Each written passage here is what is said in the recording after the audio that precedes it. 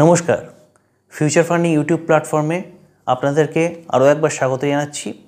আজকে আমরা যে বিষয়টি নিয়ে আলোচনা করব এটি সম্পূর্ণভাবে সরকারি কর্মচারী, শিক্ষক শিক্ষিকা, পৌরসভা এবং পঞ্চায়েতের কর্মী বন্ধুদের জন্য। এটি হলো গ্র্যাচুইটি স্কিম। গ্র্যাচুইটি বিষয়টি হলো অবসরের সময় যে কোনো সরকারি কর্মচারী তারা কর্তৃপক্ষের কাছ থেকে গ্র্যাচুইটি বাবুর একটা মোটা অঙ্কের অর্থ পান। এখন এই গ্র্যাচুইটির কীভাবে হিসাব করা হয় বা এর স্ল্যাব কেমন? রোপা 90 অনুযায়ী গ্র্যাচুইটির সর্বোচ্চ স্ল্যাব ছিল 1,15,000 টাকা। রোপা 98-এ গ্র্যাচুইটির সর্বোচ্চ স্ল্যাব 2,50,000 টাকা করা হয়। রোপা 2009-এ গ্র্যাচুইটির সর্বোচ্চ স্ল্যাব করা হয় 6 লক্ষ টাকা এবং লাস্ট যে রোপা 2019-এ গ্র্যাচুইটির সর্বোচ্চ স্ল্যাব করা হয়েছে 12 লক্ষ টাকা।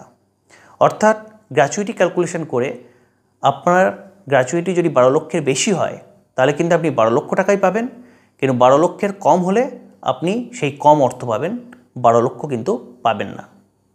ডিসিআরবি অর্থাৎ ডেথ কাম রিটায়ারমেন্ট বেনিফিট 1971 এবং ডিসিআরবি 1974 অনুযায়ী যেখানে গ্র্যাচুইটি ক্যালকুলেশন কিভাবে করা হতো, last basic pay plus DA গুণ 15 অর্থাৎ সর্বোচ্চ কোয়ালিফাইং সার্ভিস ধরা হতো 30 বছর।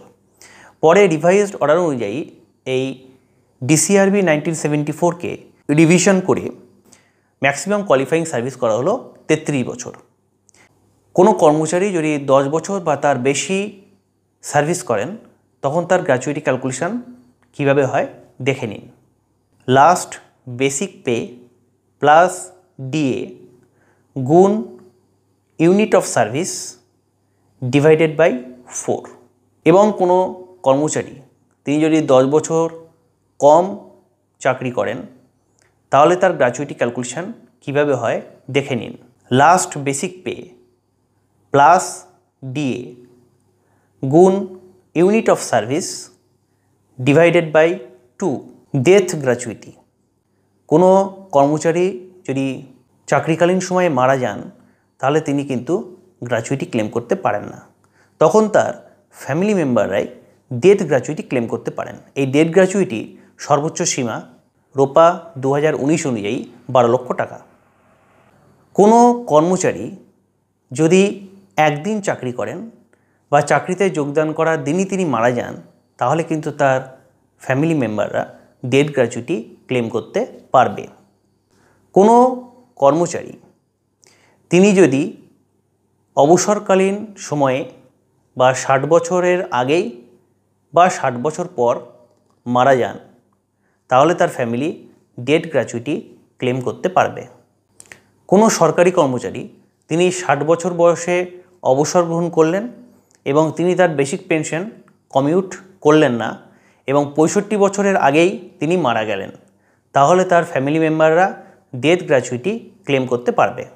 কোনো কর্মচারীর মিনিমাম যে কোয়ালিফাইং সার্ভিস 5 বছর হলেই তিনি কিন্তু তার গ্র্যাচুইটির জন্য নমিনি করে যেতে পারেন। তিনি চাইলে তার পরিবারের সদস্যদের শেয়ার উল্লেখ করে নমিনি করে যেতে পারেন, কিন্তু কোনো একজনের নামে নমিনি করলে অপর সকল সদস্যের কাছ থেকে কিন্তু নো অবজেকশন সার্টিফিকেট লাগবে। কোনো সরকারি কর্মচারী গ্র্যাচুইটির নমিনি না করে গেলে তার মৃত্যুর পর লিগ্যাল হেয়ার সার্টিফিকেট লাগবে, যার জন্য কোর্ট থেকে এফিডেভিট করে পঞ্চায়েতের প্রধান বা পৌরসভার চেয়ারম্যানের কাছ থেকে লিগ্যাল হেয়ার সার্টিফিকেট নিতে হবে। তারপর সেটি নিয়ে নো অবজেকশন সার্টিফিকেট পরিবারের অন্য সদস্যদের কাছ থেকে নিয়ে ইনডেমনিটি বন্ড পেপারে 10 টাকার স্ট্যাম্প পেপারে কে ওই গ্র্যাচুইটির অর্থ নেবেন তার নাম উল্লেখ করে গ্র্যাচুইটি ক্লেম করতে হবে।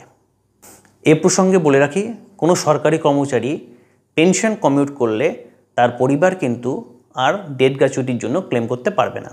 আসুন এবার দেখে নিন ডেথ গ্র্যাচুইটির ক্যালকুলেশন। কোনো সরকারি কর্মচারী তিনি যদি 1 বছরের কম সময় চাকরি করেন এবং তারপরে মারা যান তাহলে ডেথ গ্র্যাচুইটির ক্যালকুলেশন কীভাবে হবে, তার last basic pay plus DA into 2। কোনো সরকারি কর্মচারী তিনি যদি 1 বছরের বেশি এবং 5 বছরের কম চাকরি করেন, তাহলে তার ডেট গ্র্যাচুইটির ক্যালকুলেশন হবে last basic pay plus DA into 6। কোনো সরকারি কর্মচারী যদি 5 বছরের বেশি এবং 11 বছরের কম সার্ভিস করেন, তখন তার ডেট গ্র্যাচুইটির ক্যালকুলেশন হবে last basic pay plus DA into 12।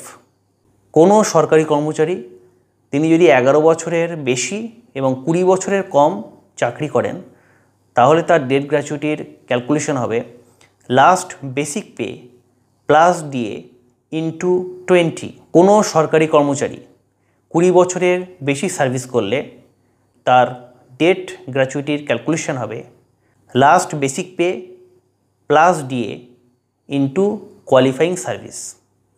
এই ম্যাক্সিমাম কোয়ালিফাইং সার্ভিস কিন্তু 33 বছরের বেশি হবে না, তিনি যত বেশি দিনই চাকরি করুন না কেন।